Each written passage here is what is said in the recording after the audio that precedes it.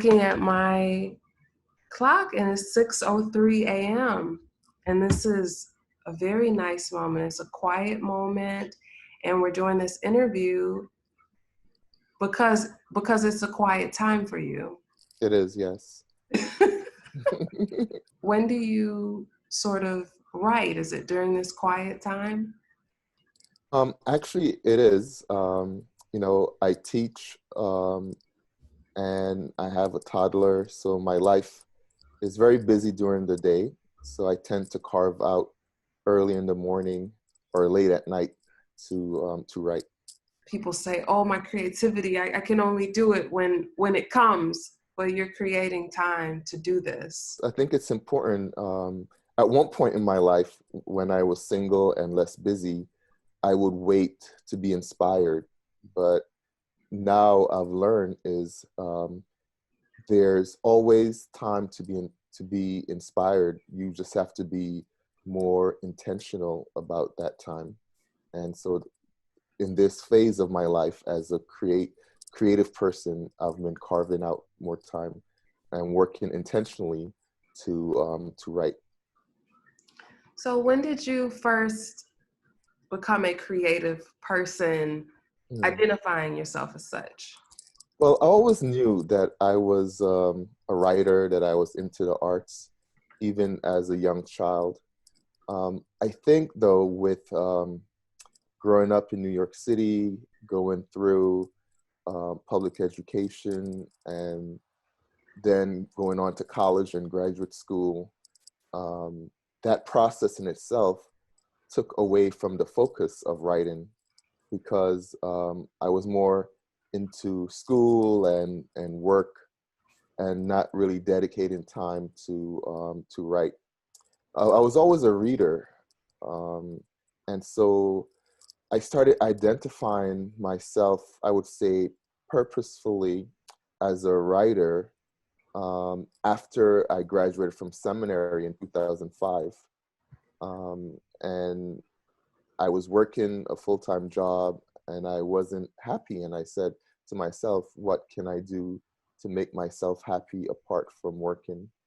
And I started writing more intentionally then. She says, I am without conscience and my name is written in hell. I do not believe her because hell is here on earth and I am smiling as I walk through it.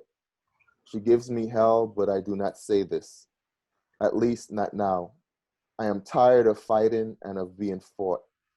I do not know what will come from my mouth. I bite my tongue, it bleeds the truth. We fight to make love, embrace each other in the power the world wants to take from us because our skin is black, the color of God's. I tell myself that she is worth holding on to. We are all that we have. Why do we fight? I call my mother and talk to her, but she does not know what I am saying. I call because she's the only woman that listens to me. I walk away from my problems, but they follow me. They do not know how to give up the chase, and so I give in to them. They become who I am, and I become who they are. How does it feel to be a problem? You are the problem, she says to me. We are tearing each other down to build each other up. The world is cold, and your kindness is the blanket I want to wrap myself in. I tell her this in bed. She rises, looks me in the eyes, lies down, and goes to sleep. I stay awake, look at the ceiling, and wonder how it feels to be a fly in a room of flies. Oh my God. It's so deep. Thank Yes. you. In a way, that was me saying goodbye to the single life. I'm very proud of the book. I actually wrote it while my wife was pregnant, and I dedicate the book to my daughter Malia. And so it sort of dates me to that time period where I was coming into fatherhood. and wanted to give a gift, a literary gift to my daughter. And I wrote this book very quickly, and I'm still surprised at the depth of it, because it was written in such a speed. Okay, so the other day, Hmm.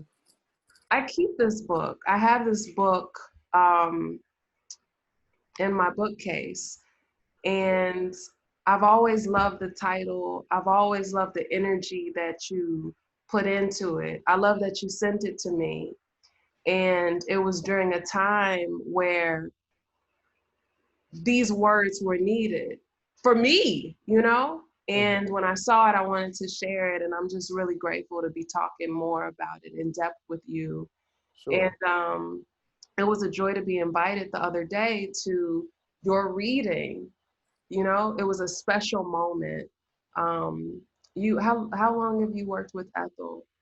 Um, I worked with them for about a year. I sent them a couple pieces and they published two of my poems. And I've been in contact with the editor since. So about a year time. So basically, what happens after Hmm. you read your poems is something that was completely unexpected for Hmm. me. I know it was for you. Exactly. Can you tell us what happened? Yeah, it was my first experience with Zoom bombing. Someone took control of the screen. This was a virtual reading, and as you said, I had just finished reading my poetry and was looking forward to hearing the readings from other poets who were present, because there were three other poets present scheduled to read alongside with me. And there were over 30 guests, including yourself. And suddenly, after I finished reading, the screen was occupied by someone who wasn't the host.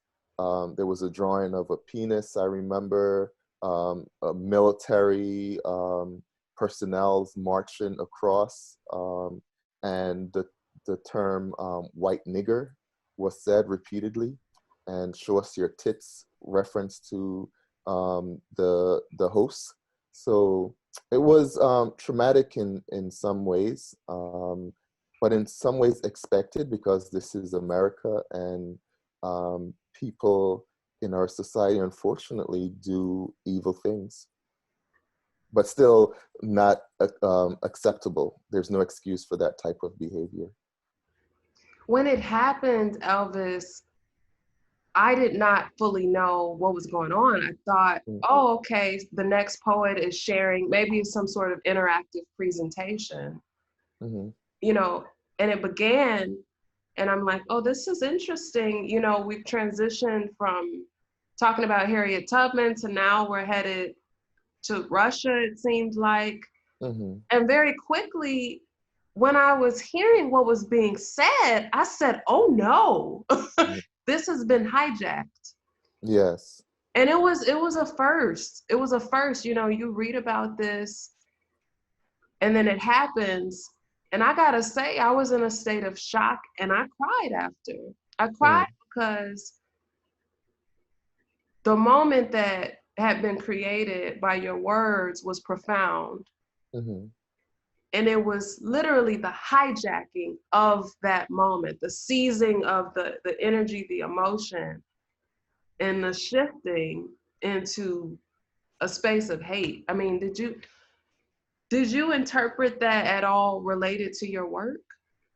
Um, that's an interesting question. First of all, I'm sorry that this happened, even though I had no control of it.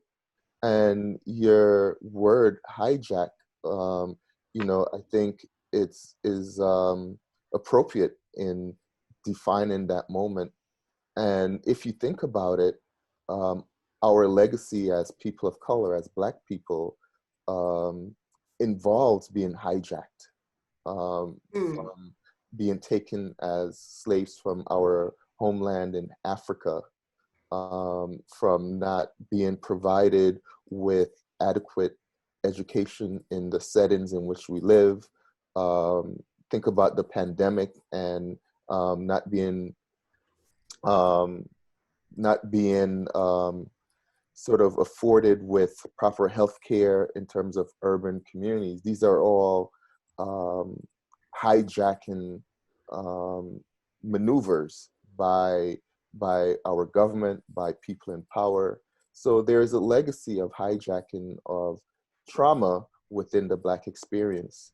Um, but the beauty is how we resist that and how we come out of that. So we name it and we fight against it and we keep on moving. And so I did experience some of the same emotions as you. Um, I didn't necessarily feel that my work prompted it, so even though that might be the case, but what ultimately I hope to achieve is still a sense of sanity from my own self and a sense of resisting this hate that was displayed because my ancestor did it. And I know it's capable of standing up and speaking truth to power.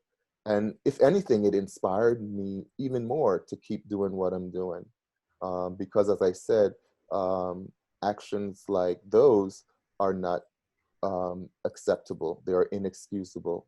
And again, I'm sorry that happened.